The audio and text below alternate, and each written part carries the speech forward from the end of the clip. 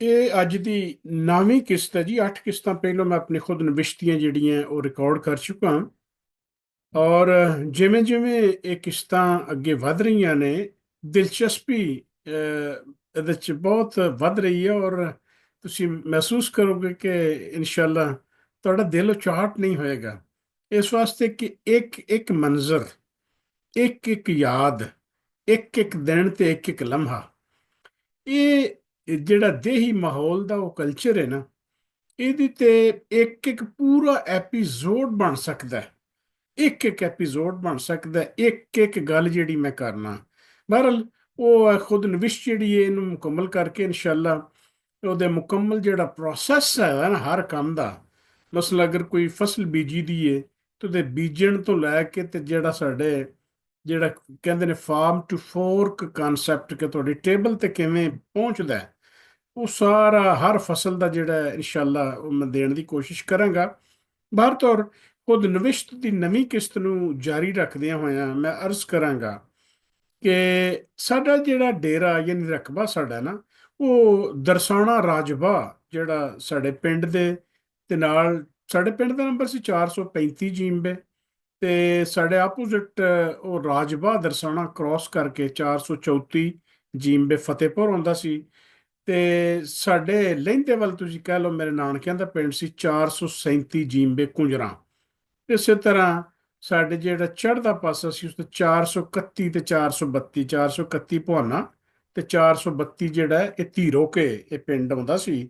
ਤੇ ਇੱਕ ਹੋਰ ਦਰਸਾਣੇ ਬੰਗਲੇ ਦੇ ਨਾਲ ਜਿਹੜਾ ਪਿੰਡ ਸੀ 438 ਜਾਂ ਵੱਡਾ ਭਵਾਨਾ ਆਉਂਦਾ ਸੀ। ਇਹ ਦਰਸਾਣੇ ਰਾਜਬਾਹ ਦੇ ਉੱਤੇ ਸਾਡੀ ਇਹ ਜ਼ਮੀਨ ਸੀ। ਔਰ ਦਰਸਾਣਾ ਰਾਜਬਾਹ ਜਿਹੜਾ ਹੈ, ਇਹ ਦਰਸਾਣੇ ਬੰਗਲੇ ਮੁੱਕਦਾ ਹੁੰਦਾ ਸੀ ਆ ਕੇ। ਔਰ ਹਾਲੇ ਵੀ ਉੱਥੇ ਹੀ ਮੁੱਕਦਾ, ਬਲਕਿ ਹੁਣ ਤੇ ਉਸ ਤੋਂ ਵੀ ਪਹਿਲਾਂ ਚਲਾ ਗਿਆ। ਤੇ ਜਿੱਥੇ ਰਜਵਾਹ ਮੁੱਕਦੇ ਨੇ ਤੇ ਉਹਨਾਂ ਨੂੰ ਕਹਿੰਦੇ ਨੇ ਟੇਲ, ਉਸ ਰਜਵਾਹ ਦੀ ਜਾਂ ਉਸ ਨਹਿਰ ਦੀ ਟੇਲ, ਯਾਨੀ ਬਿਲਕੁਲ ਆਖਰ ਤੇ ਜਿਹੜੇ ਜਿੱਥੇ ਨਹਿਰ ਮੁੱਕਦੀ ਹੋਵੇ, ਜਿਹੜੇ ਰਕਬੇ ਹੋਣ, ਆਖਣਾ ਟੇਲ ਦੇ ਉੱਤੇ ਸਾਡੇ ਰਕਬੇ ਹੈਗੇ ਨੇ, ਜਾਂ ਜਿਹੜੇ ਆਖਰੀ ਟੇਲ ਤੇ ਮੋਗੇ ਨੇ ਨਾ, ਉਹਨਾਂ ਮੋਗਿਆਂ ਤੇ ਸਾਡਾ ਰਕਬਾ ਹੈਗਾ। ਉਹ ਸਾਡਾ ਰਕਬਾ ਜਿਵੇਂ ਮੈਂ ਤੁਹਾਨੂੰ ਦੱਸਿਆ ਸੀ ਕਿ ਸਾਡਾ ਬਾਬਿਆਂ ਚਾਚਿਆਂ ਦਾ ਸਾਰਾ ਮਿਲਾ ਕੇ ਜਿਹੜਾ ਉਹ 2.5-3 ਮਰਬੇ ਰਕਬਾ ਸੀ। ਤੋਂ ਸਾਰਾ ਇਸ ਦਰਸਾਣੇ ਰਾਜਬਾਹ ਤੇ ਤਕਰੀਬਨ ਜਿਹੜਾ ਇੱਕ ਮੋਗਾ ਸੀ ਜਿਹੜਾ ਸਾਡੇ ਨਾਲ ਬਿਲਕੁਲ ਜਾਂਦਾ ਸੀ ਕੁੰਜਰਾਂ ਦਾ 437 ਦਾ, ਤੇ ਨਾਲ ਹੀ ਸਾਡਾ 435 ਦਾ ਮੋਗਾ ਉਦੋਂ ਹੁੰਦਾ ਸੀ ਉੱਥੇ। ਘਣੀਏ ਦਾ ਜਿਹੜਾ ਮੋਗਾ ਹੁੰਦਾ ਸੀ, ਘਣੀਏ ਦੇ ਮੋਗੇ ਬੇਸਿਕਲੀ ਦੋ ਮੋਗੇ ਹੁੰਦੇ ਸਨ। ਇੱਕ ਮੋਗਾ ਹੁੰਦਾ ਸੀ ਧੀਰੋ ਕਹਿੰਦੇ ਲਾਗੋਂ ਦੀ, ਤੇ ਅੱਗੋਂ ਫਿਰ 3-4 ਕਿਲੋਮੀਟਰ ਅੱਗੇ ਜਾ ਕੇ ਨਾ, ਤੇ ਘਣੀਏ ਵਾਲਾ ਮੋਗਾ ਤੇ ਕੁੰਜਰਾਂ ਵਾਲੇ ਮੋਗੇ ਜਿਹੜੇ ਨੇ ਦੋਵੇਂ ਇਕੱਠੇ ਸਨ। 437 ਦਾ 435 ਦਾ ਦੂਸਰਾ ਮੋਗਾ ਜਿਹੜਾ 435 ਦਾ, ਤੇ 435 ਵਾਲਾ ਜਿਹੜਾ ਦੂਸਰਾ ਮੋਗਾ ਬਿਲਕੁਲ ਸਾਡਾ ਜਿਹੜਾ ਰਕਬਾ ਜਿੱਥੇ ਮੁੱਕਦਾ ਸੀ ਨਾ, ਅਸੀਂ ਉਹਨੂੰ ਆਉਂਦੇ ਹੁੰਦੇ ਹਾਂ ਧੈੜ, ਕਿ ਉਹ ਖਾਲ ਜਿਹੜਾ ਨਾ ਉਹਦੀ ਖਟਾਈ ਕਰ ਕਰਕੇ ਰੇਤ ਦੇ ਟਿੱਬੇ ਬਣੇ ਹੁੰਦੇ ਹਨ, ਤੇ ਅਸੀਂ ਆਉਂਦੇ ਹਾਂ ਧੈੜ ਬਣੇ ਨੇ। ਧੈੜਾਂ ਦੇ ਲਾਗੋਂ ਦੀ ਜਿਹੜਾ ਰਕਬਾ ਲੰਘਦਾ ਹੁੰਦਾ ਸੀ, ਉਹ ਖਾਲ ਜਿਹੜਾ ਸਾਡਾ, ਉੱਥੋਂ ਹੀ ਫਿਰ ਪੂਰੇ ਸਾਡੇ ਅੱਧੇ ਪਿੰਡ ਨੂੰ ਜਿਹੜੀ ਇਰੀਗੇਸ਼ਨ ਹੈ ਨਾ, ਉਹ ਸਾਰੀ ਉੱਥੋਂ ਹੀ ਹੁੰਦੀ ਸੀ। ਔਰ ਉਹ ਜਿਸ ਵੇਲੇ ਸਾਰੀ ਵਕਤ ਗੁਜ਼ਰਨ ਦੇ ਨਾਲ, ਖੈਰ ਉਹ ਹੁਣ ਉਹਦਾ ਜਗ੍ਹਾ ਤਬਦੀਲ ਹੋ ਚੁੱਕੀ ਹੈ। ਉਹ ਮੋਗਾ ਹੁਣ ਸਾਡੇ ਰਕਬੇ ਦੇ ਅੱਗੇ ਤੇ ਇੱਕ ਪਾਸਿਓਂ ਤੇ ਲੰਘਦਾ ਸੀ, ਹੁਣ ਸਾਡੇ ਰਕਬੇ ਦੇ ਦਰਮਿਆਨ ਦੇ ਵਿੱਚੋਂ ਦੀ ਹੁਣ ਅੱਜ ਕੱਲ੍ਹ ਲੰਘਦਾ ਹੈ। ਉਹ ਬੜੀ ਸਹੂਲਤ ਹੋ ਗਈ ਹੈ ਫੇਰਾ ਮਾਰਨ 'ਚ। ਜਿਹੜਾ ਆਉਂਦੇ ਨੇ ਨਾ ਅੱਗੋਂ, ਜਿਹੜੇ ਦੂਰ ਤੱਕ ਡੇਰਿਆਂ ਵਾਲੇ ਆਉਂਦੇ ਨੇ ਫੇਰਾ ਮਾਰਨ, ਵੀ ਪਾਣੀ ਕਿਤੇ ਟੁੱਟ ਤੇ ਨਹੀਂ ਗਿਆ, ਉਹਨਾਂ ਵਾਸਤੇ ਕੁਝ ਸੌਖਾ ਹੋ ਗਿਆ ਕੰਮ। ਤੇ ਗੱਲ ਸੀ ਵੀ ਇਹ ਸਾਡਾ ਉਹ ਜਿਹੜਾ ਦੋ ਮੋਗੇ ਸਨ ਨਾ, 435 ਤਾਂ ਇੱਕ ਪਹਿਲਾ ਮੋਗਾ ਜਿਹੜਾ ਹੈਗਾ ਸੀ ਮੈਂਡਰ ਵਾਲਾ ਮੋਗਾ ਉਹਨੂੰ ਕਹਿੰਦੇ ਸੀ, ਉਹ ਮੋਗਾ, ਤੇ ਜਿਹੜਾ 435 ਵਾਲਾ ਦੂਸਰਾ ਮੋਗਾ, ਇਹਦੇ ਦਰਮਿਆਨ ਕੋਈ 4 ਕਿਲੋਮੀਟਰ ਦਾ ਜਿੰਨਾ ਮੱਥਾ ਸੀ ਨਾ ਨਹਿਰ ਦਾ, ਸਵਾਏ ਵਿੱਚੋਂ ਮਰਬਾ ਡੇਢ ਮਰਬਾ ਹੋਣਾ ਜਿਹੜਾ ਉਹ ਸਾਡੀ ਬਰਾਦਰੀ ਦੂਸਰੀ ਜਿਹੜੀ ਹੈਗੇ ਸਨ ਉਹਨਾਂ ਦਾ ਰਕਬਾ ਸੀ। ਬਾਕੀ ਸਾਡਾ ਹੀ ਸਾਰਾ ਤੋੜੋ ਤੋੜ ਚਾਚਾ ਬਾਬਿਆਂ ਦਾ ਜਿਹੜਾ ਉਹ ਰਕਬਾ ਬਣਦਾ ਸੀ। ਪਹਿਲੋਂ ਸਾਡਾ ਜਿਹੜਾ ਡੇਰਾ ਹੁੰਦਾ ਸੀ ਨਾ, ਇਹ ਜਿਹੜਾ ਘਣੀਏ ਤੋਂ ਫਤਿਹਪੁਰ ਨੂੰ ਇੱਕ ਸੜਕ ਜਾਂਦੀ ਸੀ, ਤੇ ਉਹ ਨਹਿਰ ਦੇ ਉੱਤੋਂ ਦੀ ਲੰਘ ਕੇ ਉਹ ਸੜਕ ਦੇ ਉੱਤੇ ਹਵੇਲੀ ਹੁੰਦੀ ਸੀ ਜਦੋਂ ਅਸੀਂ ਛੋਟੇ ਛੋਟੇ ਹੁੰਦੇ ਸਾਂ। ਤੇ ਉਹ ਫਿਰ ਵਕਤ ਗੁਜ਼ਰਨ ਦੇ ਨਾਲ ਨਾਲ, ਜਿਸ ਵੇਲੇ ਇਹ ਸਾਰੇ, ਉਦੋਂ ਤੋਂ ਸਾਰੇ ਭਰਾ ਇਕੱਠੇ ਹੁੰਦੇ ਹਨ, ਅੱਬਾ ਜੀ ਹੋਰੀ ਤੇ ਚਾਚੇ ਹੋਰੀ, ਵਾਈ ਵੀ ਸਾਰੀ ਇਕੱਠੀ ਸੀ। ਜਦੋਂ ਵਾਈ ਵੱਖਰੀ ਵੱਖਰੀ ਹੋ ਗਈ ਤੇ ਫਿਰ ਇਹ ਜਿਹੜਾ ਸਾਡਾ ਡੇਰਾ ਹਵੇਲੀ ਦੇ ਇਕੱਠਾ ਸੀ ਨਾ, ਇਹ ਫਿਰ ਡੇਰਾ ਦੂੰ ਸੇ ਤਕਸੀਮ ਹੋ ਗਿਆ। ਇੱਕ ਡੇਰਾ ਉਹ ਬਣ ਗਿਆ ਜਿੱਥੇ ਅੱਬਾ ਜੀ ਜਿਹੜੇ ਨੇ ਉਹ ਬਿਲਕੁਲ ਜਿਹੜਾ ਮੈਂ ਧੈੜਾਂ ਦਾ ਗੱਲ ਕਰਨਾ ਕਿ ਕੁੰਜਰਾਂ ਦੇ ਨਾਲ ਲੱਗਦਾ ਰਕਬਾ ਜਿਹੜਾ ਨਾ, ਉਹ 7 ਕਿੱਲੇ ਜਿਹੜਾ ਅੱਬਾ ਜੀ ਨੂੰ ਆ ਗਿਆ। ਤੇ ਬਾਕੀ ਜਿਹੜੇ ਨੇ ਇਹ ਭਰਾ ਹੋ ਤੇ ਵੀ ਵੱਖੇ ਗਏ, ਲੇਕਿਨ ਵਾਹੀ ਇਹਨਾਂ ਦੀ ਇਕੱਠੀ ਰਹੀ ਉਦੋਂ। ਇਹਨਾਂ ਦਾ ਰਕਬਾ ਜਿਹੜਾ ਹੈ, ਉਹ ਇਹਨਾਂ ਨੇ ਵੀ ਡੇਰਾ ਅੱਗੇ ਜਾ ਕੇ ਬਣਾ ਲਿਆ। ਹੁਣ ਡੇਰਾ ਜਿੱਥੇ ਇਹਨਾਂ ਅੱਗੇ ਬਣਾਇਆ ਸੀ ਨਾ, ਉੱਥੇ ਹੁੰਦਾ ਸੀ ਖੂਹ। ਔਰ ਉਹ ਖੂਹ ਆਬਾਪਾਸ਼ੀ ਵਾਸਤੇ ਜਿਹੜਾ ਇਸਤੇਮਾਲ ਹੁੰਦਾ ਸੀ। ਤੇ ਤੁਹਾਨੂੰ ਪਤਾ ਹੈ ਕਿ ਉਹ ਦੋ ਉੱਤੇ ਢੱਗੇ ਉੱਤੇ ਜੋਣੇ, ਤੇ ਉਹ ਪਿੱਛੇ ਉਹਦੇ ਗਾਡੀ ਹੁੰਦੀ ਸੀ, ਤੇ ਗਾਡੀ ਤੇ ਬਹਿ ਕੇ ਤੇ ਇਹਨਾਂ ਨੇ ਜਿਹੜਾ ਵੀ ਕੰਮ ਰੱਖਿਆ ਹੋਣਾ, ਜਾਂ ਆਪ ਵੀ ਉਹ ਖੂਹ ਜਿਸ ਵੇਲੇ ਬੋਲਣਾ ਟਿੰਡਾਂ ਵਾਲਾ ਖੂਹ ਹੁੰਦਾ ਸੀ। ਤੇ ਉਹਦਾ ਕੰਮ ਇਹ ਹੁੰਦਾ ਸੀ ਕਿ ਉਹ ਗਾਡੀ ਫਿਰਦੀ ਰਹਿਣੀ ਹੈ, ਫਿਰਦੀ ਰਹਿਣੀ ਹੈ। ਉਹ ਅਮੂਮਨ ਜਿਹੜਾ ਨਾ ਜ਼ਿਮੀਦਾਰ ਸੁਬਹ ਸੁੱਖ ਤੇ ਕੁੱਕੜ ਦੀਆਂ ਵਾਂਗਣ ਤੋਂ ਪਹਿਲੋਂ ਕਿਤੇ ਉਹ ਜੋ ਲੈਂਦੇ ਹੁੰਦੇ ਸੀ ਕਿ ਪੈਲੀ ਇੱਕ ਦੋ ਜਿਹੜੀਆਂ ਨੇ ਭਰ ਜਾਣ। ਬੜਾ ਸਟੋ ਪਾਣੀ ਹੁੰਦਾ ਸੀ। ਨਹਿਰ ਤੇ ਉਦੋਂ ਵੀ ਆ ਸੀ, ਲੇਕਿਨ ਪਾਣੀ ਚੂੰਕਿ ਘੱਟ ਹੁੰਦੇ ਹਨ ਰਕਬਿਆਂ ਨੂੰ ਪੂਰੇ ਨਿਸਣ ਆਉਂਦੇ। ਤੇ ਜੱਟਾਂ ਨੇ ਫਿਰ ਉਹ ਪੁਰਾਣੇ ਖੂਹ ਲਾਏ ਹੁੰਦੇ ਸਨ, ਜਿਹੜੇ ਕਿ ਨਹਿਰਾਂ ਨਿਕਲਣ ਤੋਂ ਪਹਿਲੋਂ ਹੀ ਜਿਹੜਾ ਉਹ ਕਿਤੇ ਨਾ ਕਿਤੇ ਜਿਹੜੇ ਲੱਗੇ ਸਨ, ਜਾਂ ਸਪਲੀਮੈਂਟਰੀ ਵਾਟਰ ਵਾਸਤੇ ਇਰੀਗੇਸ਼ਨ ਦੇ ਇਸਤੇਮਾਲ ਹੁੰਦੇ ਸਨ। ਉਹ ਟਿੰਡਾਂ ਵਾਲੇ ਖੂਹ ਜਿਹੜੇ ਹੁੰਦੇ ਨੇ, ਇਹ ਤੁਸੀਂ ਵੇਖੋ ਨਾ, ਮੇਰੀ ਬੈਕ ਸਾਈਡ ਤੇ ਇਹ ਜਿਹੜੀ ਤਸਵੀਰਾਂ ਟਿੰਡਾਂ ਨਜ਼ਰ ਆਉਣ ਰਹੀਆਂ ਨੇ, ਉਹ ਦੇਖੋ ਤੁਸੀਂ। ਉਹ ਟਿੰਡਾਂ ਨੇ ਖੂਹ ਦੀਆਂ, ਇਹ ਟਿੰਡਾਂ ਵਾਲਾ ਖੂਹ ਹੈ ਜਿਹਦੇ ਨਾਲ ਕਿ ਟਿੰਡਾਂ ਉਹ ਜਿਸ ਵੇਲੇ ਫਿਰਦੀ ਸੀ ਨਾ ਗਰਾਰੀ। ਇਹ ਹੁਣ ਤੁਸੀਂ ਇਹ ਜਿਹੜਾ ਇਹ ਤੁਸੀਂ ਦੇਖੋ ਨਾ, ਇਹ ਜਿਹੜੀ ਜਗ੍ਹਾ ਹੈ, ਇਹ ਸਾਹਮਣੇ ਇਹ ਕੋਨੇ ਦੇ ਵਿੱਚ, ਇਹ ਉਹ ਗਰਾਰੀ ਉਹ ਫਿਰਕੀ ਹੈ ਜਿਹੜੀ ਜਿਹਦੇ ਉੱਤੇ ਬੋਕੇ ਵਾਲਾ ਖੂਹ ਹੁੰਦਾ ਸੀ। ਉਂਝ ਇਹ ਬੋਕੇ ਵਾਲਾ ਖੂਹ ਤੇ ਹੁੰਦਾ ਸੀ ਨਾ, ਜਿਹੜਾ ਮਸੀਤਾਂ ਦੇ ਨਾਲ ਹੁੰਦੇ ਸਨ, ਗੁਸਲਖਾਨੇ ਬਣੇ ਨਹਾਉਣ ਵਾਲੇ। ਤੇ ਉੱਥੇ ਟੂਟੀਆਂ ਵਾਲੇ ਖੂਹ ਹੁੰਦੇ ਸਨ, ਉਹਦੇ ਗੁੱਲੇ ਦਿੱਤੇ ਹੁੰਦੇ ਨੇ ਲੱਕੜ ਦੇ। ਉਹ ਪਹਿਲੋਂ ਇੱਕ ਬੰਦੇ ਨੇ ਬੋਕੇ ਨਾਲ ਉਹ ਟੈਂਕੀ ਜੀ ਭਰਨੀ ਉਹ ਬਾਥਰੂਮਾਂ ਦੀ, ਤੇ ਉਸ ਤੋਂ ਬਾਅਦ ਅੰਦਰ ਵੜ ਜਾਣਾ। ਸਾਬਣ ਤੇ ਤੇਲ ਕੋਲ ਹੁੰਦਾ ਸੀ। ਉਹ ਇੱਕ ਕਿਸਮ ਦਾ ਪੂਰੇ ਪਿੰਡ ਦਾ ਸਾਂਝਾ ਗੁਸਲਖਾਨਾ ਹੁੰਦਾ ਸੀ। ਖਾਸ ਤੌਰ ਤੇ ਜਦੋਂ ਕੋਈ ਪ੍ਰਾਹੁਣਾ ਆਉਣਾ ਨਾ, ਉਹ ਪ੍ਰਾਹੁਣੇ ਲਈ ਸਾਬਣ, ਸਰੋਂ ਦਾ ਤੇਲ ਤੇ ਤੌਲੀਆ ਇਹ ਨਾਲ ਲੈ ਕੇ ਜਾਣਾ। ਤੇ ਉਹ ਪ੍ਰਾਹੁਣੇ ਨੂੰ ਉੱਥੋਂ ਜਿਹੜਾ ਮਸੀਤ ਦੇ ਨਾਲ ਹੀ ਅਟੈਚ ਹੁੰਦਾ ਸੀ, ਆਖਣਾ ਵੀ ਆ ਜਾਵੇ ਉੱਥੋਂ ਨਹਾ ਆਈਏ। ਤੇ ਖੂਹ ਦਾ ਪਾਣੀ ਨਿੱਘਾ ਹੁੰਦਾ ਸੀ, ਠੰਡਾ ਨਹੀਂ ਸੀ ਹੁੰਦਾ। ਇਸ ਵਾਸਤੇ ਆਮ ਤੌਰ ਤੇ ਸਰਦੀਆਂ ਵਿੱਚ ਵੀ ਉੱਥੇ ਹੀ ਲੋਕੀ ਜਿਹੜੇ ਨੂੰ ਨਹਾ ਲੈਂਦੇ ਸਨ। ਤੇ ਗਰਮੀਆਂ ਦੇ ਵਿੱਚ ਉਹ ਠੰਡਾ ਹੁੰਦਾ ਸੀ, ਸਰਦੀਆਂ 'ਚ ਥੋੜਾ ਨਿੱਘਾ ਹੁੰਦਾ ਸੀ, ਕਿਉਂਕਿ ਖੂਹ ਸੀ ਵਾਹਵਾ ਡੂੰਘੇ ਖੂਹ ਹੁੰਦੇ ਹਨ, ਪਾਣੀ ਹੁੰਦਾ ਸੀ। ਤੇ ਬੋਕਿਆਂ ਨਾਲ ਹੀ ਪਾਣੀ ਨਿਕਲਦਾ ਹੁੰਦਾ ਸੀ। ਇਸ ਤਰ੍ਹਾਂ ਕਰਕੇ ਨਾ ਕਰਾਰੀ ਦੇ ਨਾਲ ਬੋਕਿਆਂ ਦੇ ਨਾਲ ਪਾਣੀ ਕੱਢਦੇ ਹੁੰਦੇ ਸਨ। ਖੈਰ, ਉਹ ਖੂਹ ਹੁਣ ਤੇ ਸਾਡੇ ਪਿੰਡੋਂ ਬੰਦ ਬੰਦ ਹੋ ਗਏ। ਲੋਕਾਂ ਨੇ ਆਪਣੇ ਘਰਾਂ ਦੇ ਵਿੱਚ ਨਲਕੇ ਨੁਲਕੇ ਲਾ ਕੇ, ਤੇ ਹੁਣ ਤੇ ਫਿਰ ਉਸ ਤੋਂ ਬਾਅਦ ਜਦੋਂ ਬਿਜਲੀਆਂ ਆ ਗਈਆਂ ਤੇ ਮੋਟਰਾਂ ਲੱਗ ਗਈਆਂ ਤੇ ਟੈਂਕੀਆਂ ਬਣ ਗਈਆਂ, ਉਹ ਤੇ ਸਹੂਲਤਾਂ ਬਹੁਤ ਵੱਧ ਗਈਆਂ। ਉਂਝ ਉਦੋਂ ਇਹ ਕੰਮ ਜਿਹੜਾ ਹੈ ਉਹ ਨਹੀਂ ਸੀ ਹੁੰਦਾ। ਖੈਰ, ਉਹ ਜਿਹੜਾ ਸਾਰਾ ਇਹ ਕਰਕੇ ਨਾ, ਤੇ ਸਾਡੀ ਵਾਈ ਜਿਹੜੀ ਅੱਬਾ ਜੀ ਨੇ ਚੁੱਕੇ ਅੱਗੇ ਵੱਖਰੀ ਕਰ ਲਈ ਜਾ ਕੇ। ਤੇ ਉੱਥੇ ਮੈਨੂੰ ਯਾਦ ਹੈ ਕਿ ਡੇਰੇ ਅੱਬਾ ਜੀ ਦੇ ਕੋਲ ਖਲੋਤਿਆਂ ਹੋਣਾ, ਤੇ ਉਹਨਾਂ ਦਿਨਾਂ ਦੇ ਵਿੱਚ ਛੀਂਬੜ ਸੱਪ ਬੜੇ ਨਿਕਲਦੇ ਹੁੰਦੇ ਸਨ। ਤੇ ਚੂੰਕਿ ਜਿੱਥੇ ਬੰਦਾ ਰਹਿੰਦਾ ਹੋਵੇ ਨਾ, ਤੇ ਉਹ ਆਦਤਾਂ ਬੰਦੇ ਨੂੰ ਬੁਜ਼ਦਲ ਜਾਂ ਦਲੇਰ, ਇਹ ਉਹਦੇ ਮੁਤਾਬਕ ਬੰਦਾ ਟ੍ਰੇਨਡ ਹੋ ਜਾਂਦਾ ਹੈ। ਮੈਂ ਕਈ ਵਾਰੀ ਉੱਥੇ ਵੇਖਣਾ ਕਿ ਜਿਹੜਾ ਕਣਕ ਦੇ ਵੱਢ ਨੂੰ ਪਾਣੀ ਲਾਇਆ ਹੋਣਾ, ਤੇ ਸੱਪ ਜਿਹੜਾ ਹੁੰਦਾ ਛੀਂਬੜ ਸੱਪ, ਇਹ ਚੂਹੇ ਬੜੇ ਖਾਂਦਾ, ਤੇ ਜੱਟ ਦਾ ਯਾਰ ਆਂਦੇ ਨੇ ਇਹਨੂੰ। ਉਂਝ ਵੀ ਜ਼ਾਹਿਰ ਹੈ ਕਿ ਡਰ ਤੇ ਹੁੰਦਾ ਹੀ ਹੈ। ਤੇ ਮੈਨੂੰ ਯਾਦ ਹੈ ਚੰਗੀ ਤਰ੍ਹਾਂ ਕਿ ਇਹ ਵੇਖਣਾ ਕਿਤੇ ਵੀ ਇਹ ਲੱਗਦਾ ਵੀ ਇੱਥੇ ਜਿਹੜਾ ਨਾ ਸੱਪ ਵੜਿਆ ਹੈ, ਉਹਨੂੰ ਪਾਣੀ ਖੁੱਡ ਚ ਪਾਉਣਾ। ਤੇ ਉਹ ਪਿੱਛੇ ਜਿਹੜਾ ਨਾ ਅੱਲਾ ਬਖਸ਼ੇ ਚਾਚਾ ਜੀ ਹਨੀਫ ਜਾਂ ਅੱਬਾ ਹੀ ਨੇ ਨਾ, ਸੰਨੀ ਫੜ ਕੇ ਨਾ, ਸੰਨੀ ਉਹ ਪਲਾਸ ਟਾਈਪ ਦੀ ਜਿਹੜੀ ਹੁੰਦੀ ਸੀ, ਤੇ ਵੇਖਦੇ ਰਹਿਣਾ। ਜਿਸ ਵੇਲੇ ਸੱਪ ਨੇ ਉਹ ਸਿਰੀ ਬਾਹਰ ਕੱਢਣੀ, ਐਂ ਸੰਨੀ ਨਾਲ ਫੜਨਾ, ਤੇ ਉਹਨੂੰ ਲੰਬੇ ਨੂੰ ਬਾਹਰ ਕੱਢ ਕੇ ਖੁੱਡ ਚੋਂ ਉਹਨੂੰ ਸੁੱਟ ਦੇਣਾ, ਤੇ ਫਿਰ ਉਹਨੂੰ ਮਾਰ ਦੇਣਾ। ਇਸੇ ਤਰ੍ਹਾਂ ਹੀ ਇੱਕ ਵਾਰੀ ਮੈਂ ਵੇਖਿਆ, ਸਾਡੇ ਜਿਹੜਾ ਪੁਰਾਣਾ ਘਰ ਹੁੰਦਾ ਸੀ, ਉਹਦੇ ਚ ਵਣ ਦਾ ਇੱਕ ਸ਼ਤੀਰ ਹੁੰਦਾ ਸੀ, ਵਣ ਪਾਇਆ ਹੁੰਦਾ ਸੀ। ਉਹ ਸ਼ਤੀਰ ਜਾਂ ਉਹ ਸ਼ਤੀਰ ਤੇ ਕੱਟਿਆ ਹੁੰਦਾ, ਉਹਨੂੰ ਪਤਾ ਨਹੀਂ, ਹੁਣ ਮੈਨੂੰ ਯਾਦ ਨਹੀਂ ਕੀ ਆਂਦੇ ਨੇ। ਉਹਦੇ ਵਣ ਦੇ ਵਿੱਚ ਨਾ ਸੁਰਾਖ ਸੀ, ਤੇ ਉਹਦੇ ਚ ਸੱਪ ਵੜਿਆ। ਇਹ ਅੱਬਾ ਜੀ ਨੂੰ ਮੈਂ ਵੇਖਿਆ ਇੱਕ ਵਾਰੀ, ਇਹਨਾਂ ਨੇ ਹੱਥ ਤੇ ਵਲ ਕੇ ਨਾ ਕੱਪੜਾ, ਉਹਦੇ ਚ ਜਿਹੜਾ ਹੈਗੇ ਸੀ ਉੱਤੇ ਸ਼ਤੀਰ ਜਿਹਾ ਕਹਿ ਲਓ ਤੁਸੀਂ, ਉਹਨੂੰ ਜਿਹੜਾ ਉਹਦੇ ਚ ਹੱਥ ਪਾ ਕੇ ਤੇ ਉਹਨੂੰ ਸੱਪ ਨੂੰ ਬਾਹਰ ਕੱਢਿਆ, ਤੇ ਉਹਨੂੰ ਸੁੱਟ ਕੇ ਤੇ ਫਿਰ ਉਹਨੂੰ ਮਾਰ ਦਿੱਤਾ। ਇਹ ਆਮ ਉੱਥੇ ਦੀ ਰਹਿਤ ਬਹਿਤ ਦੇ ਵਿੱਚ ਜੱਟਾਂ ਜ਼ਿਮੀਂਦਾਰਾਂ ਦੇ ਆਮ ਕੰਮ ਹੁੰਦੇ ਸਨ। ਅੱਛਾ, ਹੁਣ ਇੱਕ ਤੇ ਇਹ ਗੱਲ ਜਿਹੜੀ ਮੈਂ ਤੁਹਾਡੇ ਨਾਲ ਕਰਨੀ ਸੀ। ਦੂਸਰੀ ਗੱਲ ਕਿ ਤੁਹਾਨੂੰ ਮੈਂ ਦੱਸਿਆ ਸੀ ਕਿ ਪ੍ਰਾਹੁਣਾ ਬਹਿਨੋਈ, ਜਾਂ ਜਿੱਥੇ ਭੈਣ ਦਿੱਤੀ ਹੈ ਨਾ ਉਹਨਾਂ ਨੂੰ ਪ੍ਰਾਹੁਣਾ, ਉਹਨੂੰ ਬੜਾ ਅਦਬ ਉਹ ਇਹਤਰਾਮ ਨਾਲ ਜਿਹੜਾ ਨਾ ਉਹ ਕਿਹਾ ਜਾਂਦਾ ਸੀ, ਫੁੱਫੜ, ਕਿ ਜੀ ਫੁੱਫੜ ਆਇਆ। ਇਹ ਹੁਣ ਤੁਸੀਂ ਅੱਜ ਕੱਲ ਅਗਰ ਹੋਰ ਨਹੀਂ ਕਿਤੇ ਵੀ ਤੁਹਾਨੂੰ ਬੜਾ ਘੱਟ ਦਿਸੇਗਾ ਇਹ ਅਦਬ ਇਹਤਰਾਮ, ਕਿ ਜੀ ਫੁੱਫੜ ਆਇਆ ਤੇ ਉਹ ਮੰਜੀ ਜਿਹੜੀ ਰੰਗੀਲੇ ਪਾਵਿਆਂ ਵਾਲੀ ਕੱਢੋ, ਤੇ ਉਹਦੇ ਪੈਂਦਾਂ ਤੇ ਸਰਾਣਾ ਪਾਓ, ਤੇ ਉਹਦਾ ਤਕੀਆ ਰੱਖੋ, ਗਾਓ ਤਕੀਆ, ਤੇ ਉਹਦਾ ਸਰਾਣਾ ਰੱਖੋ, ਤੇ ਬੜਾ ਨਵੀਆਂ ਮੰਜੀਆਂ ਹਰ ਸ਼ੈ। ਪੂਰੇ ਪਿੰਡ ਨੂੰ ਪਤਾ ਲੱਗ ਜਾਂਦਾ ਹੁੰਦਾ ਸੀ ਵੀ ਫੁੱਫੜ ਆਇਆ ਹੈ। ਪਤਾ ਕਿੱਥੋਂ ਲੱਗਦਾ ਸੀ? ਕਿ ਨਿਆਣੇ ਨੂੰ ਆਖਣਾ ਉਹ ਫੁੱਫੜ ਆਇਆ, ਕੁੱਕੜ ਫੜੋ। ਕੁੱਕੜ ਕੌਣ ਹੁੰਦਾ ਸੀ? ਲਾਲਾ ਲਾਲਾ ਹੋਈ ਹੋਣੀ, ਨਿਆਣੇ ਨੇ ਕੁੱਕੜ ਫੜ ਕੇ ਲਿਆਉਣਾ ਤੇ ਪੁੱਛਣਾ, ਓਏ ਕੋ ਪ੍ਰਾਹੁਣਾ ਆਇਆ ਕੋਈ? ਇਹ ਪ੍ਰਾਹੁਣੇ ਦੀ ਇਹ ਅਲਾਮਤ ਹੁੰਦੀ ਸੀ ਵੀ ਕੁੱਕੜ ਫੜਨ ਦੇ ਕੋਈ ਪ੍ਰਾਹੁਣਾ ਆਇਆ। ਉਹ ਖੈਰ ਕੁੱਕੜ ਉਹਨਾਂ ਕਰ ਕੁਰ ਕੇ ਤੇ ਉਹਨਾਂ ਨੂੰ ਖਵਾਉਣਾ। ਫਿਰ ਇਹ ਅੱਜ ਕੱਲ ਜਿਹੜੀਆਂ ਤੁਹਾਡੇ ਹੈਗਾ ਨਾ ਚੜ੍ਹਦਾ ਪੰਜਾਬ, ਇੰਡੀਆ ਵਾਲਾ ਪੰਜਾਬ, ਇਹਦੇ ਵਿੱਚ ਜਿੰਨੀਆਂ ਫਿਲਮਾਂ ਬਣਦੀਆਂ ਨਾ, ਮੈਂ ਵੇਖ ਵੇਖ ਕੇ ਬੜਾ ਇੰਜੋਏ ਕਰਨਾ।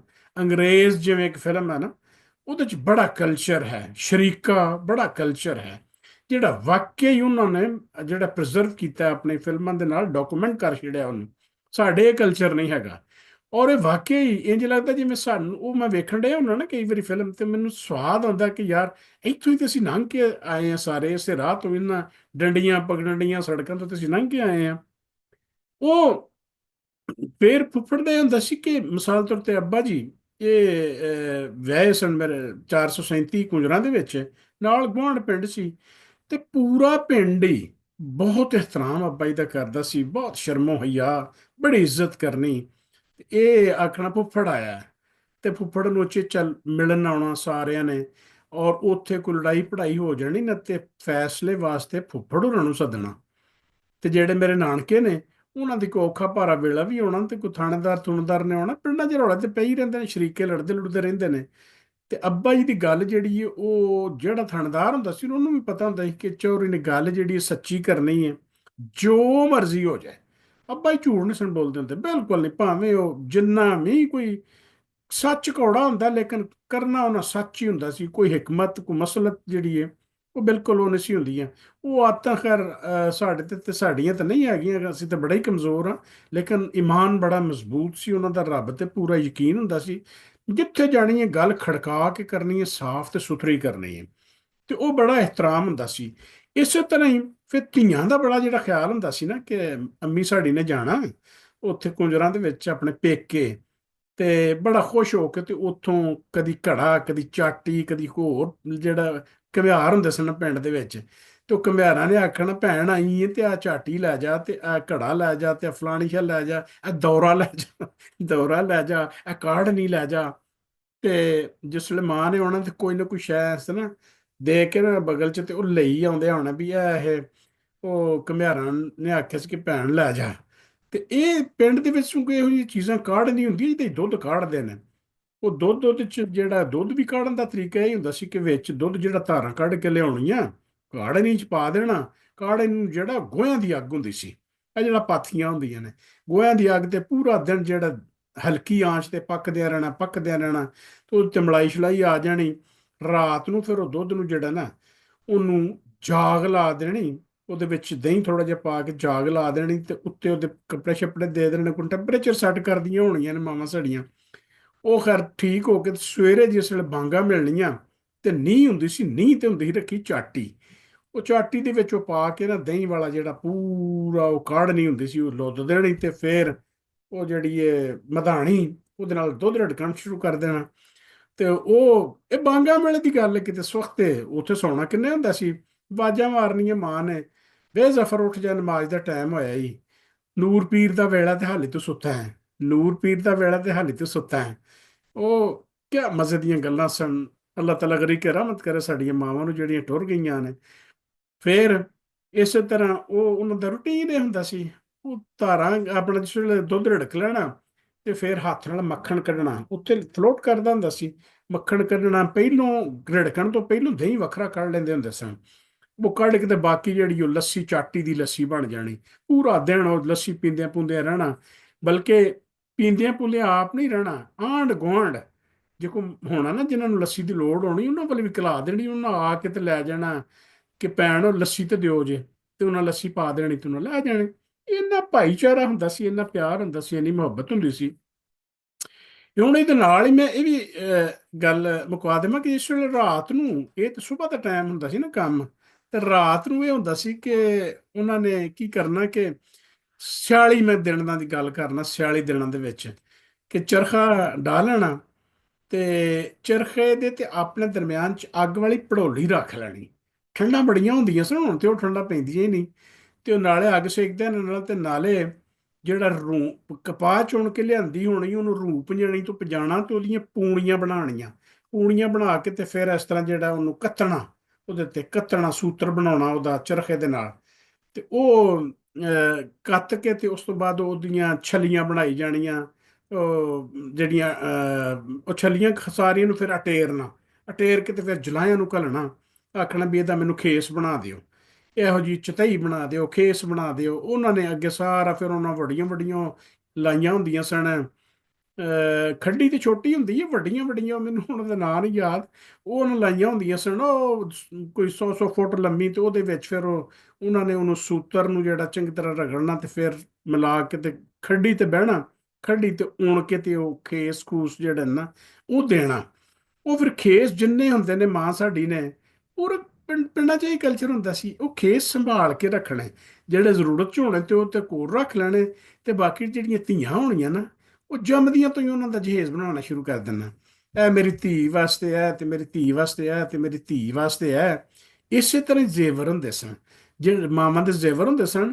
ਤੇ ਉਹਨਾਂ ਨੇ ਕੋਈ ਡੰਡੀਆਂ ਹੋਣੀਆਂ, ਕੋਈ ਕੈਂਠਾ ਹੋਣਾ, ਕੋਈ ਗੁਲੂ, ਕੋਈ ਮੁਖਤਲਿਫ ਕਿਸਮ ਦੇ ਜ਼ੇਵਰ ਉਹਨਾਂ ਨੂੰ ਰੱਖ ਛੱਡਣਾ ਵੀ ਇਹ ਮੈਂ ਧੀ ਨੂੰ ਦਿਆਂਗੀ।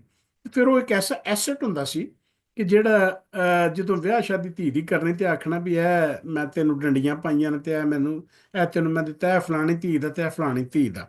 ਖੈਰ, ਇਹ ਗੱਲ ਜਿਸ ਵੇਲੇ ਇਹ ਕਲਚਰ ਜਿਹੜਾ ਸਾਡੇ ਘਰਾਂ ਦਾ ਕਲਚਰ ਹੁੰਦਾ ਸੀ, ਇਹ ਮੈਂ ਤੁਹਾਨੂੰ ਅੱਗੇ ਦੱਸਿਆ।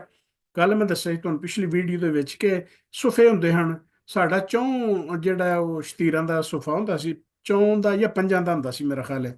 ਸਾਰੇ ਉੱਥੇ ਇਕੱਠੇ ਸੌਂਦੇ ਹੁੰਦੇ ਸਨ। ਇੱਕ ਚਲਿਆਣੀ ਹੁੰਦੀ ਸੀ, ਚਲਿਆਣੀ ਜਿਹੜੀ ਉਹਦੇ 'ਚ ਛੋਟਾ ਮੋਟਾ ਸਮਾਨ, ਜਿਵੇਂ ਬਰਾਂਡੇ ਅੱਜ ਕੱਲ ਤੁਸੀਂ ਕਹਿੰਦੇ ਹੋ, ਕਿ ਉਹ ਬਰਾਂਡੇ ਜਿਹੜੇ ਨੇ ਉਹ ਹੁੰਦੇ ਸਨ। ਉਹਨਾਂ ਬਰਾਂਡਿਆਂ ਦੇ ਵਿੱਚ ਜਿਹੜਾ ਕੋਈ ਨਾ ਕੋਈ ਜਿਹੜਾ ਸਮਾਨ ਰੱਖ ਲੈਣਾ।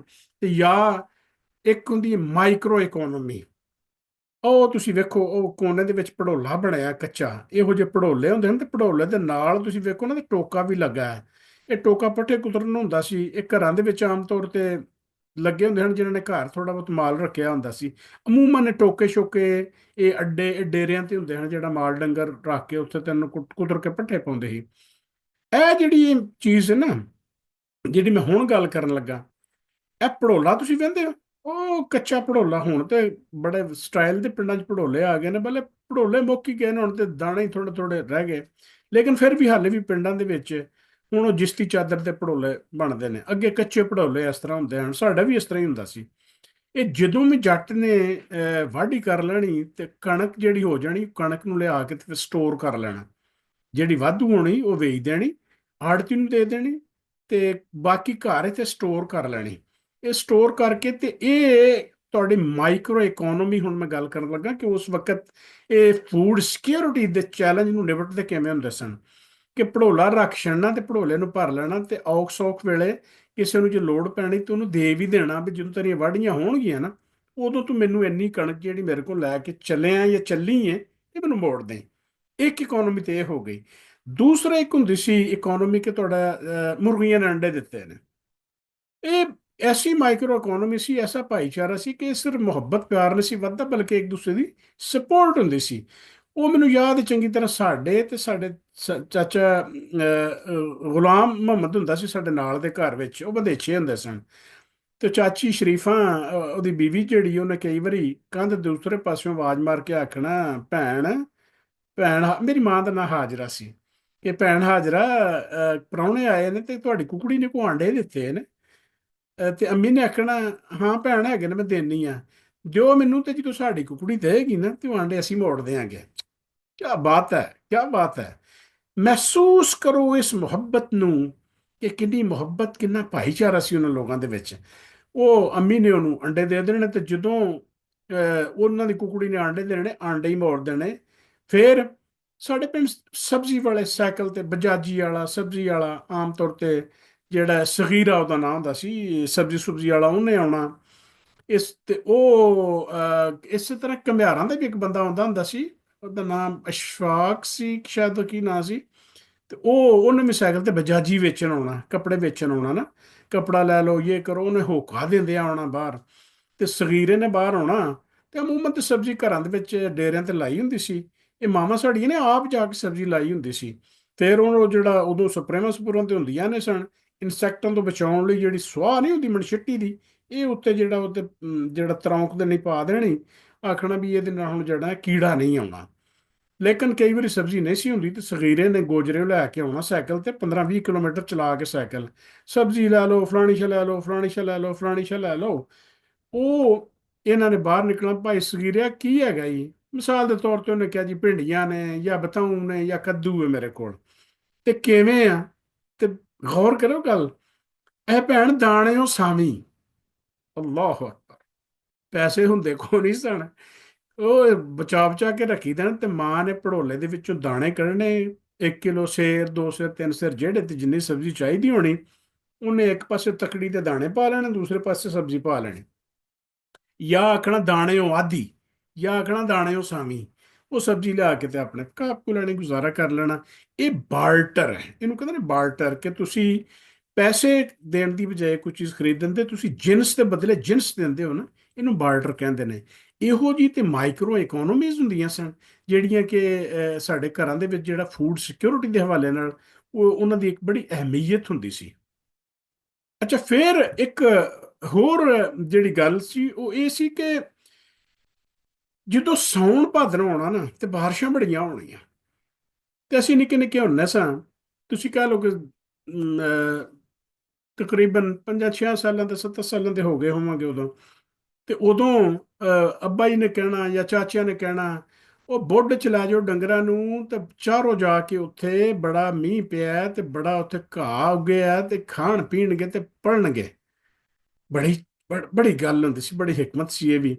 ਸਾਰੇ ਲੋਕਾਂ ਨੇ, ਅਸੀਂ ਵੀ ਇਸੇ ਤਰ੍ਹਾਂ ਹੀ ਮਾਲ ਡੰਗਰ ਖੋਲਣਾ ਤੇ ਬੁੱਢ ਚ ਲੈ ਜਾਣਾ। ਬੁੱਢ ਉਹ ਥਾਂ ਸੀ ਤੇ ਸਰੂਟ ਹੁੰਦੇ ਹਨ, ਘਾਹ ਹੁੰਦਾ ਸੀ, ਜਿੱਥੇ ਕਿਸੇ ਜ਼ਮਾਨੇ ਵਿੱਚ ਦਰਿਆ ਵਗਦਾ ਹੁੰਦਾ ਸੀ। ਜਦੋਂ ਨਹਿਰਾਂ ਆਬਾਦ ਹੋਈਆਂ ਉਸ ਤੋਂ ਪਹਿਲੋਂ ਦੀ ਗੱਲ ਹੈ। ਤੇ ਉਹ ਉੱਥੇ ਜੰਗਲ ਚ ਲੈ ਜਾਣਾ, ਬੇਲਾ ਕਹਿ ਲਓ, ਜੰਗਲ ਕਹਿ ਲਓ, ਉਹਨੂੰ ਤੁਸੀਂ ਸਰੂਟ ਕਹਿ ਲਓ। ਹੁਣ ਉਹ ਸਾਰਾ ਆਬਾਦ ਹੋ ਗਿਆ, ਉਦੋਂ ਸਰੂਟ ਜੰਗਲ ਹੁੰਦਾ ਸੀ, ਬੁੱਢ ਹੁੰਦਾ ਸੀ। ਉੱਥੇ ਲੈ ਜਾਣਾ ਤੇ ਜਾ ਕੇ ਚਾਚੇ ਬਾਬੇ ਦੇ ਪੁੱਤਰਾਂ ਨੇ ਅਸੀਂ ਉੱਥੇ ਡੰਗਰ ਚਾਰਨੇ। ਚਾਰ ਕੇ ਤੇ ਉੱਥੇ ਅਸੀਂ ਡੰਗਰਾਂ ਨੇ ਆਪਣੇ ਦਾ ਚਰਦਿਆਂ ਰਹਿਣਾ। ਅਸੀਂ ਕੀ ਕਰਨਾ, ਛੋਟੇ ਛੋਟੇ ਹੁੰਦੇ ਸੀ ਤੇ ਨਕਲ ਕਰਨੀ। ਅੰਬੈਸੀ ਦੇ ਸਿਗਰਟ ਜਿਹੜੇ ਨੇ ਨਾ, ਹਾਲਾਂਕਿ ਕੋਈ ਅਸੀਂ ਛੇਕੇ ਤੇ ਹੁੰਦੇ ਨਹੀਂ ਸਾਂ, ਸਮੋਕਰ ਤੇ ਹੈ ਨਹੀਂ ਸਾਂ, ਲੇਕਿਨ ਐਵੇਂ ਹੀ ਆਖਣਾ ਜੀ ਬੜੀ ਟੌਰ ਹੈ। ਅੰਬੈਸੀ ਦੇ ਸਿਗਰਟ ਜਿਹੜੇ ਨੇ ਉਹ ਇਲਮੇ ਤੇਲੀ ਦੀ ਦੁਕਾਨ ਤੋਂ ਲਏ ਹੋਣੇ, ਡੱਬੀ ਤੇ ਲੁਕ ਲੁਕ ਕੇ ਕਿਸੇ ਨੂੰ ਪਤਾ ਨਾ ਲੱਗੇ। ਤੇ ਚਾਚੇ ਬਾਬੇ ਦੇ ਪੁੱਤਰਾਂ ਨੇ ਉੱਥੇ ਜਾ ਕੇ ਸਿਗਰਟ ਲਾਉਣੀ ਇੱਕ, ਤੇ ਪੀਣੀ ਹੈ ਜੀ, ਅਸੀਂ ਸਿਗਰਟ ਪੀਣ ਡਏ ਹਾਂ ਜੀ, ਇਹ ਹੋ ਗਿਆ ਉਹ ਹੋ ਗਿਆ। ਇਹ ਉਹ ਬਚਪਨਾ ਸੀ, ਉਹ ਜੋ ਹੈ ਨਾ ਕਿ ਉਦੋਂ ਟੌਰ ਦੇ ਮਿਆਰ ਹੀ ਡਿਫਰੈਂਟ ਹੁੰਦੇ ਸਨ। ਉਸ ਤੋਂ ਬਾਅਦ ਚੀਚਕ ਵਹੁਟੀਆਂ ਉੱਥੇ ਹੁੰਦੀਆਂ ਹਨ, ਛੋਟੀ ਛੋਟੀ ਜਿਹੜੀ ਜੋ ਇਨਸੈਕਟ ਹੁੰਦਾ ਬੜੇ ਖੂਬਸੂਰਤ ਤੋਂ ਚੀਚਕ ਵਹੁਟੀ, ਗੁਲਾਬੀ ਜਿਹੇ ਰੰਗ ਦੀ ਹੁੰਦੀ ਹੈ, ਉਹਨਾਂ ਨੂੰ ਫੜਨਾ। ਫਿਰ ਇਸੇ ਤਰ੍ਹਾਂ ਆਪਣੇ ਕੁੜਤੇ ਦੇ ਵਿੱਚੋਂ ਕੱਢ ਕੇ ਨਾ ਧਾਗਾ ਬਰੀਕ, ਤੇ ਉੱਥੇ ਹੁੰਦੇ ਹਨ ਚੋਰ, ਉਹਨੂੰ ਆਂਦੇ ਹੁੰਦੇ ਹਨ, ਛੋਟਾ ਜਿਹਾ ਇਨਸੈਕਟ ਹੁੰਦਾ ਸੀ। ਉਹ ਖੋਡੇ ਚ ਪਾਈ ਰੱਖਣਾ, ਰੱਖਣਾ ਉਹਨੂੰ, ਉਹ ਧਾਗੇ ਨੂੰ, ਤੇ ਨਾਲ ਅੱਗੋਂ ਉਸ ਇਨਸੈਕਟ ਨੇ ਫੜਨਾ, ਅਸੀਂ ਉਹਨੂੰ ਬਾਹਰ ਕੱਢਣਾ ਵੀ ਚੋਰ ਫੜ ਲਿਆ ਸੀ। ਇਹੋ ਜਿਹੀਆਂ ਖੂਬਸੂਰਤ ਛੋਟੇ ਛੋਟੀਆਂ ਗੇਮਾਂ ਹੋਣੀਆਂ। ਪੂਰਾ ਦਿਨ ਉਹ ਚਾਰ ਕੇ ਡੰਗਰ, ਤੇ ਅਸੀਂ ਜਿਸ ਨੂੰ ਬੇਲੇ ਤੋਂ ਵਾਪਸ ਆਉਣਾ, ਆ ਕੇ ਤੇ ਮਾਂ ਨੇ ਸਾਡੇ ਲਈ ਪੂੜੇ ਬਣਾਏ ਹੋਣੇ, ਪੂੜੇ ਕੱਢੇ ਹੋਣੇ ਤੇਲ ਦੇ ਵਿੱਚ, ਜਿਹੜਾ ਨਾ ਉਹ ਪੂੜੇ ਕੱਢਦੇ ਹੁੰਦੇ ਸਨ ਖਾਣ ਨੂੰ। ਉਹ ਆ ਕੇ ਤੇ ਫਿਰ ਡੰਗਰ ਸ਼ੰਗਰ ਉੱਥੇ ਬੰਨ ਕੇ ਡੇਰੇ ਛੱਡ ਕੇ ਆ ਕੇ ਤੇ ਪੂੜੇ ਖਾਣੇ। ਇਹ ਪੂੜੇ ਖਾਂਦਿਆਂ ਖਾਂਦਿਆਂ ਜਿਹੜਾ ਫਿਰ ਇਸ ਤਰ੍ਹਾਂ ਦਿਨ ਜਿਹੜਾ ਉਹ ਲੰਘ ਜਾਂਦੇ ਹਨ। ਅੱਛਾ, ਫਿਰ ਬਾਵਜੂਦ ਇਹ ਕਿ ਪਿੰਡਾਂ ਦੇ ਵਿੱਚ ਸਾਡੀ ਆਪਸ 'ਚ ਬਰਾਦਰੀਆਂ ਦੀ ਬੜੀਆਂ ਦੁਸ਼ਮਣੀਆਂ ਹਨ, ਬੰਦੇ ਮਰੇ ਹੁੰਦੇ ਹਨ ਇੱਕ ਦੂਸਰੇ ਦੇ, ਲੇਕਿਨ ਜਦੋਂ ਬਾਹਰ ਦਾ ਕੋਈ ਬੰਦਾ ਪੈਂਦਾ ਸੀ ਨਾ, ਕੋਈ ਚੋਰ ਚੱਕਾ, ਤੇ ਸਾਰਾ ਪਿੰਡ ਇਕੱਠਾ ਹੋ ਜਾਂਦਾ ਸੀ। ਉਸੇ ਜ਼ਮਾਨੇ ਦੇ ਵਿੱਚ ਇੱਕ ਵਾਰੀ ਉਥੋਂ ਚੋਰੀ, ਮਾਲ ਡੰਗਰ ਦੀ ਚੋਰੀ ਹੁੰਦੀ ਸੀ। ਸਾਡੇ ਤੋਂ ਕੋਈ ਨਾ 15-20 ਕਿਲੋਮੀਟਰ ਦੂਰ ਝੋਕਾਂ ਨੇ, ਝੋਕਾਂ। ਉਹ ਝੋਕਾਂ ਜਿਹੜੀਆਂ ਨੇ, ਝੋਕਾਂ ਦੇ ਵਿੱਚੋਂ ਰਹਿੰਦੇ ਨੇ, ਉਹ ਬਰਾਦਰੀ ਦਾ ਨਾਮ ਹੈ, ਇਸ ਵਾਸਤੇ ਨਹੀਂ ਲੈਣ ਡਿਆ ਕਿ ਉਹ ਗੁਸਤਾਖੀ ਹੋ ਗਈ, ਸਾਡੇ ਯਾਰ ਬੇਲੀ ਵੀ ਸਾਰੇ ਹੈ ਨੇ ਉਹ। ਖੈਰ, ਉਹ ਝੋਕਾਂ ਦੇ ਵਿੱਚ ਜਿਹੜਾ ਨਾ, ਉਹ ਚੋਰ ਆਏ ਉੱਥੋਂ। ਉਹ ਜ਼ਿਮੀਦਾਰ ਹੁੰਦੇ ਸਨ, ਕੰਮੀ ਨਹੀਂ, ਲੇਕਿਨ ਆਪਣਾ ਉਹਨਾਂ ਦਾ ਪੇਸ਼ਾ ਹੁੰਦਾ ਸੀ। ਉਹਨਾਂ ਨੇ ਆ ਕੇ ਤੇ ਮਾਲ ਡੰਗਰ ਪੂਰੇ ਪਿੰਡ ਦੇ ਡੇਰਿਆਂ ਦੂੰ ਤਿੰਨਾਂ ਤੋਂ ਖੋਲਿਆ। ਉਸ ਤੋਂ ਬਾਅਦ ਹਿੱਕ ਕੇ ਤੇ ਉਹ ਲੈ ਗਏ ਆਪਣੇ, ਤੇ ਉਹ ਉਹਨੂੰ ਕਹਿੰਦੇ ਹੁਣ ਭੁੱਗਾ ਜਾਂ ਝੁੱਗਾ ਲੈਣਾ। ਕਿ ਫਿਰ ਉਹਨਾਂ ਨੇ ਪਤਾ ਤੇ ਲੱਗ ਹੀ ਜਾਂਦਾ ਸੀ ਕਿ ਉਹ ਜੀ ਝੋਕਾਂ ਵਾਲੇ ਲੈ ਗਏ ਨੇ ਮਾਲ ਡੰਗਰ ਖੋਲ ਕੇ। ਤੇ ਉਹ ਜੱਟਾਂ ਨੇ ਜਾ ਕੇ ਸਵੇਰੇ ਵੇਖਣਾ, ਤੇ ਉਹ ਜਿਹੜੀਆਂ ਕੁੜਾਂ ਹੁੰਦੀਆਂ ਹਨ ਜਾਨਵਰ ਬੱਧੇ ਹੋਣਾ ਜਿਹਦੇ 'ਚ, ਜਾਂ ਬਾਹਰ ਬੈਕਾਂ 'ਚ ਬੱਧੇ ਹੋਣਾ ਜਾਨਵਰ ਗਰਮੀਆਂ 'ਚ, ਸਰਦੀਆਂ 'ਚ ਕੁੜਾਂ ਹੁੰਦੀਆਂ ਹਨ ਕੋਠੇ ਦੇ ਵਿੱਚ ਬੰਨਣਾ, ਤੇ ਬਾਹਰ ਗਰਮੀਆਂ 'ਚ ਬਹਿਕਾਂ ਹੁੰਦੀਆਂ ਹਨ, ਬਹਿਕਾਂ 'ਚ ਖੋਲ ਕੇ ਜੇ ਕਿਸੇ ਲੈ ਜਾਣੇ ਤੇ ਫਿਰ ਆਖਣਾ ਆਵਾਜ਼ ਮਾਰਨੀ ਬਈ ਉਹ ਝੋਕਾਂ ਵਾਲੇ ਜਿਹੜੇ ਡੰਗਰ ਲੈ ਗਏ ਜੇ। ਉਹ ਯਾਦ ਮੈਨੂੰ ਹਾਲੇ ਚੰਗੀ ਤਰ੍ਹਾਂ ਕਿ ਉਹ ਇੱਕ ਵਾਰੀ ਇਸੇ ਤਰ੍ਹਾਂ ਡੰਗਰ ਖੁੱਲ ਗਏ ਦੂ ਚੌਂ ਘਰਾਂ ਦੇ, ਤੇ ਆਵਾਜ਼ ਉਹ ਤੋਂ ਬੜੇ ਦੂਰ ਦੂਰ ਤੱਕ ਜਾਂਦੀ ਹੁੰਦੀ ਸੀ, ਤੇ ਉਹ ਚਾਚੇ ਸਾਡੇ ਨੇ ਆਵਾਜ਼ ਮਾਰੀ ਬਈ ਝੋਕਾਂ ਵਾਲੇ ਜਿਹੜੇ ਨੇ ਉਹ ਡੰਗਰ ਖੋਲ ਕੇ ਲੈ ਗਏ ਨੇ, ਤੇ ਸਾਰੇ ਆਪੜੋ ਤੇ ਇੱਥੇ ਆ ਪੁਲੀ ਤੇ ਇਕੱਠੇ ਹੋਵੋ।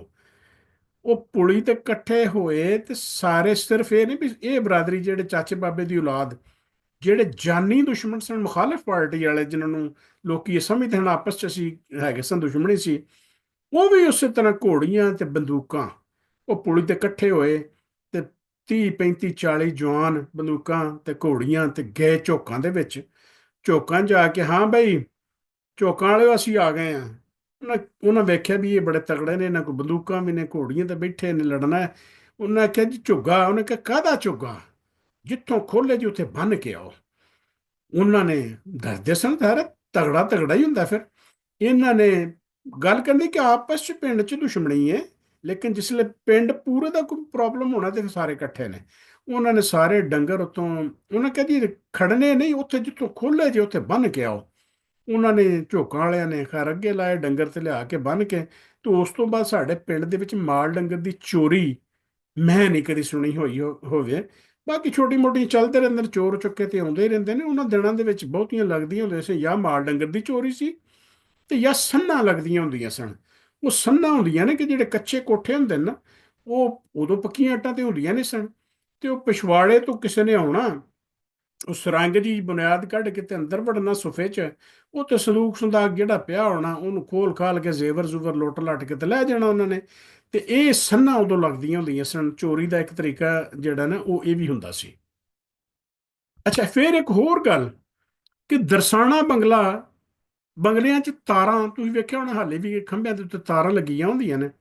ਉਸ ਜ਼ਮਾਨੇ 'ਚ ਟੈਲੀਫੋਨ ਤੇ ਹੁੰਦਾ ਨਹੀਂ ਸੀ, ਨਾ ਕੋਈ ਮੋਬਾਇਲ, ਨਾ ਕੋਈ PTCL, ਕੋਈ ਟੈਲੀਫੋਨ ਹੁੰਦਾ ਹੀ ਨਹੀਂ ਸੀ, ਲੈਂਡਲਾਈਨ ਵੀ ਨਹੀਂ ਸੀ ਹੁੰਦੀ ਕੋਈ। ਤੇ ਉਸ ਜ਼ਮਾਨੇ ਦੇ ਵਿੱਚ ਜਿਹੜਾ ਕਮਿਊਨੀਕੇਸ਼ਨ ਸੀ ਨਾ ਐਮਰਜੈਂਸੀ ਵਾਲੀ, ਉਹ ਤਾਰਾਂ ਆਉਂਦੀਆਂ ਹਨ। ਇਹ ਤਾਰ ਆਈ ਔਰ ਬੜਾ ਉਹ ਇੱਕ ਤਸ਼ਵੀਸ਼ ਹੋਣੀ ਵੀ ਫਲਾਣੇ ਦੇ ਘਰ ਤਾਰ ਆਈ ਏ, ਤੇ ਲੋਕਾਂ ਸਾਰਿਆਂ ਨੇ ਕੰਨ ਖੜੇ ਕਰਨੇ ਪਤਾ ਕਰੀਏ ਵੀ ਉਹ ਤਾਰ ਕੀ ਆਈ ਏ। ਤੇ ਉਹਦੇ ਆਮ ਪਤਾ ਹੁੰਦਾ ਵੀ ਕੋਈ ਬਹੁਤ ਹੀ ਐਮਰਜੈਂਟ ਮੈਸੇਜ ਜਾਂ ਕੋਈ ਮਰ ਗਿਆ, ਜੇ ਕੋਈ ਦੂਰ ਗਿਆ ਤੇ ਕੋਈ ਇਹੋ ਜਿਹਾ ਕੋਈ ਹਾਦਸਾ ਹੋ ਗਿਆ ਤੇ ਤਾਂ, ਤੇ ਉਹ ਕੋਈ ਰੌਲਾ ਇਹੋ ਜਿਹਾ ਹੈਗਾ ਤੇ ਲੋਕਾਂ ਨੇ ਫਿਰ ਘਰ ਫੋਰੇ ਉਹਨਾਂ ਦੇ ਪਹੁੰਚਣਾ ਵੀ ਭੈਣ ਭਰਾ ਖੈਰ ਤੇ ਹੈ, ਸੁਣਿਆ ਤਾਰ ਆਈ ਏ। ਉਹ ਤਾਰ ਐਡਾ ਖੌਫਨਾਕ ਮੰਜ਼ਰ ਹੁੰਦਾ ਸੀ। ਇਹ ਫੈਕਸਾਂ ਫੁਕਸਾਂ ਤੇ ਉਸ ਤੋਂ ਬਾਅਦ ਜਿਹੜੀਆਂ ਫਿਰ ਚੱਲਣ ਹੀ ਲੱਗ ਪਿਆ ਸਾਰਾ ਕੰਮ, ਉਹ ਵੀ ਸ਼ਹਿਰਾਂ ਤੱਕ। ਸਾਡੇ ਵਰਗਾ ਜਿਹੜਾ ਪਿੰਡ ਹੈ ਬੜਾ ਬੈਕਵਰਡ ਪਿੰਡ ਹੈਗਾ। ਸਾਡੇ ਪਿੰਡ ਦੇ ਵਿੱਚ ਬੜੀ ਲੇਟ ਬਿਜਲੀ ਵੀ ਆਈ ਤੇ ਸੜਕ ਵੀ ਜਿਹੜੀ ਪੱਕੀ ਸੜਕ ਹੈ ਬੜੀ ਲੇਟ ਆਈ। ਆਮ ਤੌਰ ਤੇ ਜਿਹੜਾ ਇਹ ਪਿੰਡ ਕਈਆਂ ਪਿੰਡਾਂ ਵਿੱਚ ਤੇ ਬਹੁਤ ਜਲਦੀ ਇਹ ਚੀਜ਼ਾਂ ਆ ਗਈਆਂ ਹਨ ਸਹੂਲਤਾਂ, ਸਾਡੇ ਜਿਹੜਾ ਇਹ ਬੜੀ ਦੇਰ ਨਾਲ ਆਈਆਂ ਸਨ। ਫਿਰ ਮੈਂ ਤੁਹਾਨੂੰ ਇਹ ਦੱਸਦਾ ਜਾਵਾਂ ਜਿਵੇਂ ਵੀ ਸਹੂਲਤਾਂ ਦੀ ਗੱਲ, ਕਿ ਸਾਡੇ ਹੁਣ ਜੇ ਕਿਤੇ ਜਾਣਾ ਹੁੰਦਾ ਸੀ ਤੇ ਕਿਵੇਂ ਜਾਣਾ ਹੁੰਦਾ ਸੀ। ਇੱਕ ਲਾਰੀ ਆਉਂਦੀ ਹੁੰਦੀ ਸੀ ਸਾਡੇ ਨਾਲ ਦੇ ਪਿੰਡ, ਨਾਨਕਿਆਂ ਮੇਰਿਆਂ ਦੇ, ਮੇਰੇ ਨਾਨਕਿਆਂ ਦੇ ਪਿੰਡ ਸਾਡੇ ਤੋਂ ਕੋਈ 2-3 ਕਿਲੋਮੀਟਰ ਕਹਿ ਲਓ, 4 ਕਿਲੋਮੀਟਰ। ਉਹ ਲਾਰੀ ਆਉਂਦੀ ਹੁੰਦੀ ਸੀ, ਤੇ ਲਾਰੀਆਂ ਦੇ ਵਿੱਚ ਨਾ ਉਦੋਂ ਇਹ ਸਵਿਚ ਨਹੀਂ ਸਨ ਹੁੰਦੇ, ਆਟੋ ਚਾਬੀ ਲਾਓ ਤੇ ਸਟਾਰਟ ਕਰ ਲਓ, ਉਹ ਵੱਡੇ ਮੂੰਹ ਵਾਲੀਆਂ ਹੁੰਦੀਆਂ ਸਨ। ਉਹਦੇ ਅੱਗੇ ਇੰਜ ਚੱਲਦਾ ਹੁੰਦਾ ਸੀ, ਉਹ ਵਿੱਚ ਉਹਦੇ ਰੋਡ ਜਿਹਾ ਪਾ ਕੇ ਨਾ ਇੰਜ ਚਲਾਉਂਦੇ ਹੁੰਦੇ ਸੀ। ਉਹਨੇ ਇੰਜਨ ਨੇ ਸਟਾਰਟ ਹੋਣਾ ਤੇ ਉਹਨਾਂ ਟੁਰ ਪੈਣਾ। ਹੁਣ ਉਦੋਂ ਬਰਾਤਾਂ ਜਿਹੜੀਆਂ ਨਾ, ਜਾਂ ਤੇ ਘੋੜੀਆਂ ਤੇ ਜਾਂ ਟਾਂਗਿਆਂ ਤੇ, ਜਾਂ ਫਿਰ ਬਹੁਤ ਦੇਰ ਬਾਅਦ ਜਦੋਂ ਟਰਾਲੀਆਂ ਆ ਗਈਆਂ ਟਰਾਲੀਆਂ ਤੇ, ਅਮੂਮਨ ਜਿਹੜੀਆਂ ਬਰਾਤਾਂ ਨੇ ਇਹ ਲਾਰੀਆਂ ਤੇ ਜਾਂਦੀਆਂ ਹੁੰਦੀਆਂ ਹਨ। ਤੇ ਉਦੋਂ ਵੱਡਾ ਸ਼ੌਕ ਇਹ ਹੁੰਦਾ ਸੀ ਕਿ ਫਲਾਣਾ ਬੜਾ ਤਗੜਾ ਬੰਦਾ ਹੈ, ਕਿ ਉਹਨੇ ਲਾਰੀ ਦੇ ਉੱਤੇ ਲਾਊਡ ਸਪੀਕਰ ਲਾਇਆ ਹੋਣਾ, ਜਿਹੜਾ ਆ ਮਸਜਿਦਾਂ ਤੁਸੀਂ ਵਹਿੰਦੇ ਹੋ ਨਾ, ਤੇ ਲਾਊਡ ਸਪੀਕਰ ਤੇ ਪਿੱਛੇ ਤਵਿਆਂ ਵਾਲੀ ਮਸ਼ੀਨ ਰੱਖੀ ਹੋਣੀ ਅੰਦਰ। ਉਹ ਤਵਿਆਂ ਵਾਲੀ ਮਸ਼ੀਨ ਤੇ ਆਲਮ ਲੋਹਾਰ ਦੇ ਗਾਣੇ ਲੱਗੇ ਹੋਣੇ ਕਿ ਸੁੱਤਾ ਮਿਰਜ਼ਾ ਉੱਠਿਆ ਉਹਨੇ ਵੇਖੇ, ਤੌਰ ਤਰੀਕੇ ਜੰਗ, ਉਹ ਸਾਰਾ ਜਿਹੜਾ ਫੋਕ ਕਲਚਰ ਹੈ ਨਾ, ਇਹ ਸਾਰਾ ਉੱਤੇ ਚੱਲਦਾ ਹੁੰਦਾ ਸੀ। ਲਓ ਜੀ, ਅੱਜ ਅਸੀਂ ਇੱਥੇ ਹੁਣ ਬ੍ਰੇਕ ਲਾਉਨੇ ਆ,